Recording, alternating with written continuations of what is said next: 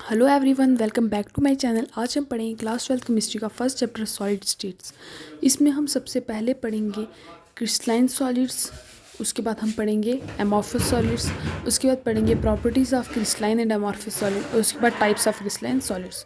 तो चलिए स्टार्ट करते हैं। Solids solids are the substance which have definite shape in definite volume. Solids have strong intermolecular forces of attraction. Solid ऐसे substances होते हैं जिनके अंदर की इंटरमॉलिक्यूलर जो फोर्स होती है, वो फोर्स ऑफ अट्रैक्शन वो स्ट्रॉन्ग होती है। जैसे क्या हो गया, चौक वगैरह।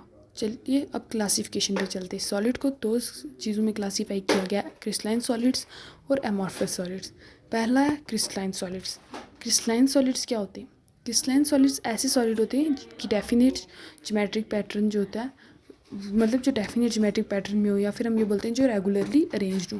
डेफिनेशन भी यही कहती है, क्रिस्टलाइन सॉलिड्स आर दो solids whose constituent particles are arranged in a definite geometric pattern and these are long range ordered। जैसे एग्जांपल होगी copper, silver, iodine, quartz etcetera. अब हम पढ़ते हैं एमॉर्फस सॉलिड्स। एमॉर्फस सॉलिड्स क्या होते हैं? जो इसके बिल्कुल अपोजिट होते हैं, जो लॉन्ग रेंज ऑर्डर नहीं होते, शॉर्ट रेंज ऑर्डर होते हैं, और जिनके कॉन्स्टिट्यूएंट पार्टिकल्स होते हैं जिनसे वो बना होता है, वो रेगुलरली अरेंज्ड होते हैं।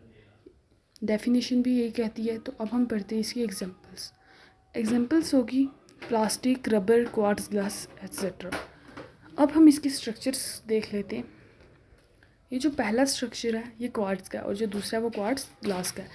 ये जो पहला स्ट्रक्चर है ये है हमारा क्रिस्टलाइन सॉलिड, क्योंकि ये देखो ये रेगुलरली अरेंज्ड है, मतलब शॉर्ट रेंज ऑर्डर है, सेम इसकी शेप भी है। लेकिन ये जो हमारा दूसरा क्वार्ट्ज ग्लास है, ये एमॉर्फस सॉलिड है, इसमें हम देख सकते हैं ये जो शेप्स हैं इसकी सही नहीं है, इर्रेगुलर है। तो इसी तरह के जो रेगुलर शेप वाले होते हैं, रेगुलर पैटर्न वाले होते हैं, वो क्रिस्टलाइन होते हैं, और इरेगुलर वाले एमॉर्फस होते हैं। अब हम इनकी प्रॉपर्टीज़ देख लेते हैं। प्रॉपर्टी में shape, order of constituent particle, जो अरेंजमेंट है, melting point, cleavage property, enthalpy, anisotropy, isotropy, ये सब आएगा। सबसे पहले हम देखते हैं शेप। क्रिस्टलाइन सॉलिड्स की जो शेप होती है वो डेफिनेट होती है, और एमॉर्फस की इरेगुलर होती है।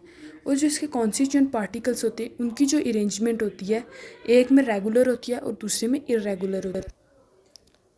और जो ऑर्डर होता है अरेंजमेंट ऑफ कॉन्स्टिट्यूएंट पार्टिकल का, एक में लॉन्ग रेंज ऑर्डर होता है, एक में शॉर्ट रेंज ऑर्डर होता है। और जो मेल्टिंग पॉइंट होते हैं क्रिस्टलाइन सॉलिड्स के, वो बहुत ज़्यादा शार्प होते हैं, और यहीं पे एमॉर्फस सॉलिड जो हमारा है उसके जो मेल्टिंग पॉइंट है वो बहुत ही लो होते हैं, मतलब बहुत लो नहीं लेकिन शार्प नहीं होते। क्लीवेज प्रॉपर्टी जो क्रिस्टलाइन सॉलिड है हमारा वो शो करता है, और एमॉर्फस सॉलिड है वो शो नहीं करता। अब आपको पता नहीं होगा क्लीवेज प्रॉपर्टी क्या होती है, तो मैं बताती हूँ।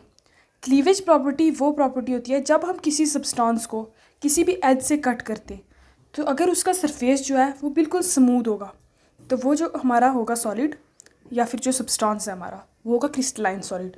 और जिसका इरेगुलर होगा सरफेस वो होगा एमॉर्फस सॉलिड। जैसे हम आपको एक इमेज में बताते हैं, जो हमारा पहला सॉलिड है क्रिस्टलाइन सॉलिड, इसकी एजेस बहुत ही स्मूथली कटे, और वहीं पे जो हमारा एमॉर्फस सॉलिड है वो थोड़ा इरेगुलर सा शेप है, इसलिए ये क्लीवेज प्रॉपर्टी शो नहीं करता, क्योंकि क्लीवेज प्रॉपर्टी होती वही है कि सरफेस स्मूथ हो कट करने के बाद। अब हम फिर से चलते हैं अपने प्रॉपर्टी टेबल पे। तो नेक्स्ट प्रॉपर्टी हमारी फिफ्थ प्रॉपर्टी है enthalpy of fusion. Crystalline solid जो होती हैं इनकी एक डेफिनेट इंथैल्पी ऑफ फ्यूज़न होती है, और यहीं पर एमॉर्फस सॉलिड की डेफिनेट इंथैल्पी ऑफ फ्यूज़न नहीं होती है। अगला हमारा जो सिक्स्थ प्रॉपर्टी है वो है एनिसोट्रॉपी और आइसोट्रॉपी। क्रिस्टलाइन सॉलिड एनिसोट्रॉप्स होते हैं और एमॉर्फस आइसोट्रॉप्स।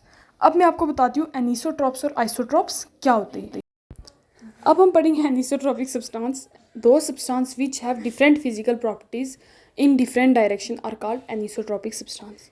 ऐसे सब्सटेंस जो डिफरेंट डायरेक्शन में डिफरेंट फिजिकल प्रॉपर्टी शो करें, उन सब्सटेंसेस को हम बोलते हैं एनिसोट्रॉपिक सब्सटेंस। अब हम चलते हैं अपने सेकंड वाले पे, जो है आइसोट्रॉपिक सब्सटेंसेस। आइसोट्रॉपिक सब्सटेंसेस दो substances which have same physical properties in all direction. ये ऐसे सब्सटेंस होते हैं जिनकी हर डायरेक्शन में जो फिजिकल प्रॉपर्टीज़ होती है वो सेम होती हैं। अब फिर से हम अपने टेबल की तरफ चलते हैं। अब हम बात करते हैं नेचर की। क्रिस्टलाइन सॉलिड का जो नेचर होता है वो ट्रू होता है, और एमॉर्फस सॉलिड जो होते हैं उनका जो नेचर होता है वो फॉल्स होता है। इनको हम स्यूडो सॉलिड्स भी बोलते हैं। हम इन्हें स्यूडो सॉलिड इसलिए बोलते हैं, कई बार ये फ्लूइडिटी शो करते हैं, मतलब फ्लो करने लग जाते हैं। जैसे हम एग्जांपल ले लेते हैं एक ग्लास या फिर एक विंडो पेन की।